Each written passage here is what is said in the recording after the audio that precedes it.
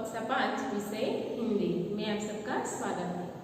आज हम शब्दकोश के क्रम के बारे में जानकारी प्राप्त करेंगे। देखिए, शब्दकोश की जरूरत हमें नए शब्द जो होते हैं उसका अर्थ जानने के लिए हमें उसकी जरूरत पड़ती है। जैसे हम कोई कहानी पढ़ते हैं और कोई ऐसा शब्द आ गया कि जिसका अर्थ हमें मालूम नहीं है, तो हम शब्दकोश में वो ढूंढेंगे उसका अर्थ, तो हमें पता चलेगा कि इसका अर्थ क्या है। तो हम आसानी से शब्दकोश में उस शब्द का अर्थ किस तरह से ढूंढ सकते हैं। तो उसके लिए हमें शब्दकोश का क्रम मालूम होना चाहिए। जो हमें शब्दकोश का क्रम मालूम होगा तो हम शब्दकोश में से आसानी से शब्द ढूंढ सकेंगे और उसका अर्थ जान सकेंगे। जैसे आप अंग्रेजी में कोई स्पेलिंग है, इंग्लिश में कोई स्पेलिंग है, उसका मीनिंग आपको पता नहीं है तो आप डिक्शनरी का उपयोग करते हैं। उसी तरह हमें हिंदी में शब्दकोश का उपयोग करना पड़ता है।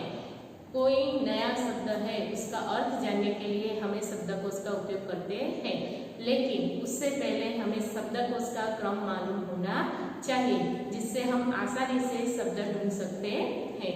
तो आज हम सीखेंगे शब्दकोश का क्रम। शब्दकोश का क्रम, जैसे आपको स्वर और व्यंजन पता है, लेकिन शब्दकोश में जो स्वर है वो पहले अनुस्वार आता है। जैसे हम स्वर बोलते हैं अ, आ, ई, उ, लेकिन शब्दकोश में अनुस्वार पहले आता है। तो स्वर में अ, आ नहीं आता, पहले आम। इसमें भी सभी स्वर में अनुस्वार पहले आता है। आम, आ, इन, ई, उ, उ, री। इसमें अनुस्वार नहीं होता। ए, ऐ, ओ, औ के बाद स्वर के बाद व्यंजन आते हैं। अब व्यंजन में आपको क के बाद ख लेते हैं, लेकिन शब्दकोश में क के बाद क्ष आता है, फिर ज के बाद ज्ञ आता है, त के बाद त्र वाले जो शब्द होते हैं वह आते हैं, फिर स के बाद स्र आता है। तो ऐसा क्यों? तो ये चारों जो वर्ण है वो संयुक्त है। ये चारों जो व्यंजन है संयुक्त व्यंजन है। देखिए, क हलन बत्ता स, उससे बना है क्ष, इसीलिए इसको क के बाद रखा गया है। फिर ज हलन बत्ता य, उससे बना है व्य, इसीलिए इसको ज के बाद रखा गया है व्य। फिर त हलन बत्ता र, उससे बना है त्र, तो इसको त के बाद त्र रखा गया है। स हलन बत्ता र, उससे बना है स्र, इसीलिए इसको स के बाद स्र रखा गया है। तो शब्दकोश में व्यंजन का क्रम क, फिर क्ष, ख, ग, च, छ, ज, ज्ञ, ज, ट, ठ, ड, ट, त, त्र, थ, द, ध, न, प, फ, ब, भ, म, य, र, ल, व, स, स, ह। अब अं, य और अण, आपको शब्दकोश में इससे कोई भी शब्द मिलेगा नहीं, इससे कोई भी शब्द बनता नहीं है। ए, अं, य और अण वह अनुनासिक व्यंजन है। इसका उपयोग अनुस्वार में होता है, इसीलिए इससे कोई भी शब्द आपको शब्दकोश में नहीं मिलेगा। अब मैंने यहाँ बताया संयुक्त व्यंजन। फिर है क वर्ण, जैसे हमें शब्दकोश में क वर्ण से शुरू होते वाले शब्द ढूंढते हैं, तो याद रखना है कि शब्दकोश में अनुस्वार पहले होता है। जैसे क वर्ण से शुरू होने वाले शब्द का क्रम किस प्रकार होगा?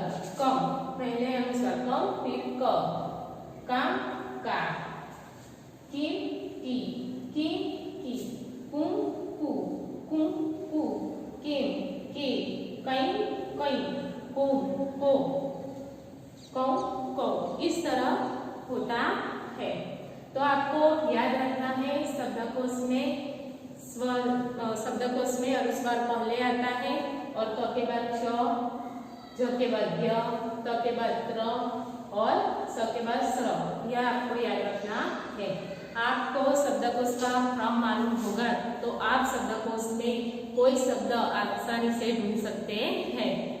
देखिए यहाँ शब्दकोश के क्रम में लिखिए। ये जो है आपको शब्दकोश के क्रम में लिखने हैं, ऐसा आपको परीक्षा में पूछा जाता है। तो पहले हम इस शब्द में ढूंढेंगे इसके स्वर है। सबसे पहले स्वर, तो इसमें कहीं भी स्वर नहीं है, इसीलिए हम बाद में व्यंजन देखेंगे। तो व्यंजन में सबसे पहले क आता है, तो क में हम अनुस्वार पहले देखेंगे। तो पहले आएगा कंकड़,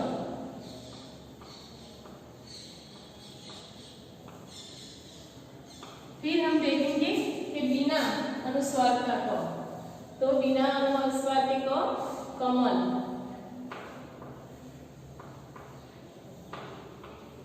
कमल के बाद कार, फिर केकड़ा,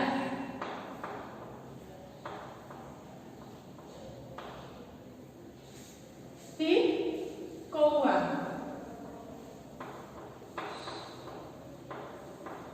कौवा, फिर क के बाद ख नहीं लेना है, क के बाद क्ष, तो कौन सा आएगा? क्षमा, क्षमा, और बाद में खरगोश।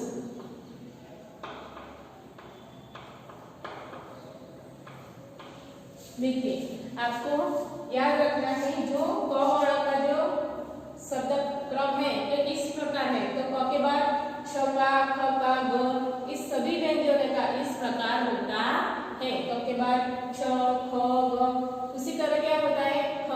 क्षम, क्ष, शाम, इसी तरह है। ख देखते हैं तो खम, ख, खाम, खा, खीम, की, उसी तरह सभी व्यंजन का क्रम होता है।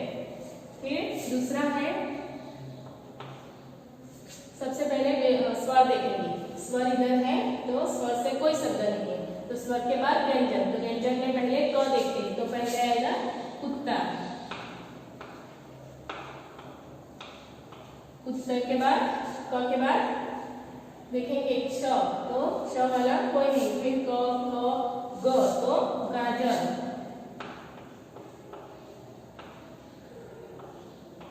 फिर जाल, अब ज के बाद क्या है? ज्ञ है, तो हम लेंगे ज्ञान, फिर बिल्ली, और फिर मोर, फिर आगे है, इसमें देखेंगे कि सबसे पहले स्वर है नहीं है, ये सभी स है, स। तो सबसे पहले अनुस्वार है, तो संजोग, लेकिन दो है इधर, संपत्ति और संजोग। तो ऐसा होता है तो हम क्या करेंगे? तो उसके पीछे वाला व्यंजन देखेंगे। तो यहाँ अनुस्वार है, इधर भी है, लेकिन इसके पीछे प है और इसके पीछे ज है। तो व्यंजन में पहले प आता है या ज, तो पहले क्या आता है? ज, और बाद में प आता है। इसीलिए हम क्या लिखेंगे? सबसे पहले संजोग,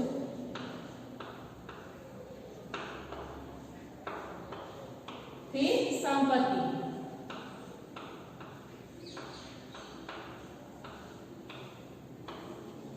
फिर सत्याग्रह,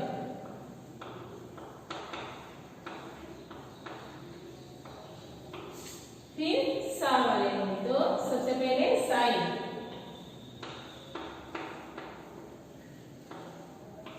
फिर साधु है, साहस, साधु, सार और साहस, तीन है। सबसे पहले क्या हमने और चंद्र बिंदी वाला लिया साई, लेकिन सा वाले तीन है, साधु, सार और साहस। तो हम क्या करेंगे? इसके पीछे वाला वर्ण देखेंगे। तो इसके पीछे द है, फिर इसके पीछे र है और ह है। तो व्यंजन में द पहले आता है, फिर र आता है या ह तो द, तो इसीलिए हम लिखेंगे साधु।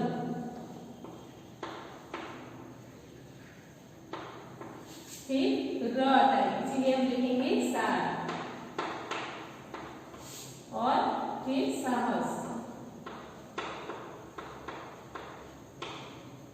इस तरह से। फिर आगे है, सबसे पहले देखेंगे कि स्वर है शब्दकोश में। सबसे पहले स्वर होते हैं तो आ है, तो बिंदी वाला कोई भी नहीं है, लेकिन आ दो है, आ और आदमी। तो हम क्या करेंगे, इसके पीछे वाला देखेंगे। तो यहाँ पर ग है और यहाँ पर द है, तो व्यंजन में ग पहले आता है और द बाद में आता है, इसीलिए हम पहले लिखेंगे आ, फिर आदमी, फिर व्यंजन देखेंगे तो कौवा, फिर क के बाद श, इसीलिए हम लिखेंगे क्षमा, फिर प पिता और तोता। तो प पहले आता है या क पहले आता है, तो सबसे पहले क आता है, इसीलिए हम क्या लिखेंगे तोता, और बाद में लिखेंगे पिता। देखिए विद्यार्थी मित्रों, आपको कोई भी नए जो शब्द है उसका अर्थ जानना है तो हमें शब्दकोश की जरूरत पड़ती है, लेकिन आप शब्दकोश में जल्द से जल्द आसानी से तभी ढूंढ सकते हैं जब आपको शब्दकोश का क्रम मालूम होगा। तो आपको यह शब्दकोश का क्रम याद रखना है। क्या याद रखना है कि शब्दकोश में अनुस्वार पहले आता है, फिर अनुस्वार वाले शब्द पहले आते हैं, इसके बाद में दूसरे आते हैं। लेकिन गुजराती में अनुस्वार बाद में आता है, लेकिन हिंदी में हमें याद रखना है कि अनुस्वार पहले आता है। और याद रखना है क के बाद श, ज के बाद य, त के बाद त्र और स के बाद स्र, यह आपको याद रखना है। और क से ख तक, स्वर से ह तक आपको इसका क्रम के अनुसार पहले आता है, यह याद रखना है। आपको यह रखना नहीं है, आपको यह इसे याद रखना है, समझना है, और आपको यह आपकी कॉपी में लिखना है। जय माता।